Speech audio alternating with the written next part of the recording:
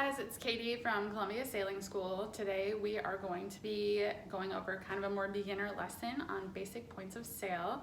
A point of sail is the direction that your sailboat is traveling under sail relative to the wind. Assume that anytime you're having a classroom session with a coach or you're looking at a document for a regatta, wherever they have either the top of the paper or the top of the whiteboard, that's where the wind is going to be coming from. So unless you hear otherwise from a coach or somebody, that's typically where it's going to be coming from. Two quick things.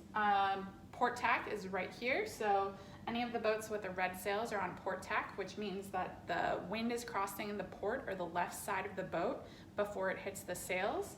And then on starboard tack, the wind is crossing the right or starboard side of the boat before it hits the sail. The area between those two tacks is called the no-go zone. So the no-go zone is when the bow of your boat or the front of your boat is pointing directly or near directly into the wind, and that kind of limits your ability to have any forward motion or speed. Your sails will flap, which we call luffing, and it can lead to irons if we don't navigate out of the no-go zone. So irons is when your boat is completely stuck in the wind, not moving, and sometimes it can kind of devolve into going backwards, which typically you want to avoid in the sailing world. All right, so our points of sail. We've covered the no-go zone. That's kind of the area to avoid. That's why we say don't go there. And then we move down to close hauled. So as we can see, close hauled is right on the edge of the no-go zone. So it's as close as we can point to the wind without luffing or flapping. Our sails are really acting as a wing in that area. So they're creating a lift, meaning that in order to go into the wind or directly into the wind is kind of pulling us along. So in order for that to happen successfully at this angle, we need to have our sails in pretty much all of the way. So both sails should be pretty tight at this point of sail. Then we move down to a tight reach.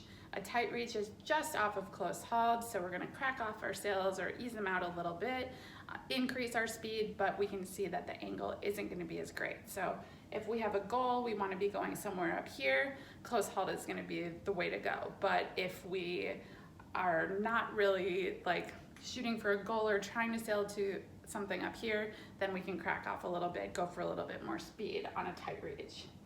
A beam reach is when the wind is coming directly at the side of your boat at a 90-degree angle. So when we make that quarter turn from the no-go zone, our sails come out to about halfway.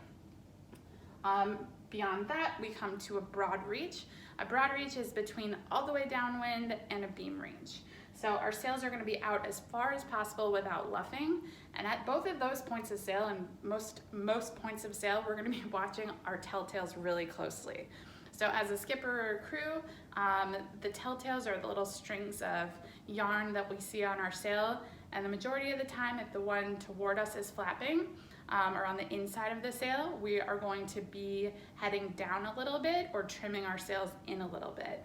And then if the one on the outside telltale flapping, then we're either going to be letting our sails out a little bit or heading up a little bit so that we have good flow across the sails and we're really maximizing the speed that they're allowing us to create.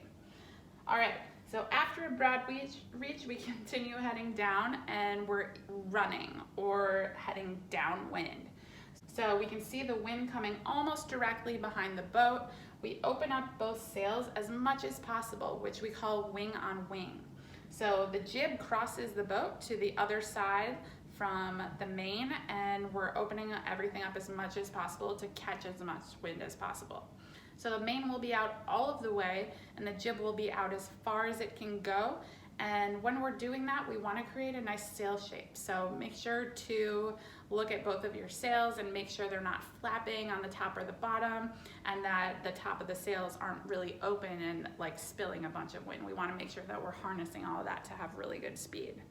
So that's your point of sail. We go from no-go zone to close hauled, tight reach, beam reach, broad reach, and then running or downwind. So those are the points of sail you're going to be seeing. I hope that you guys learned something and this was beneficial to you today, and feel free to reach out to sail@colsys.org or follow us on Instagram at Columbia Sailing School, and hopefully we'll have some more cool lessons for you. All right, have a good day. Stay safe, everybody.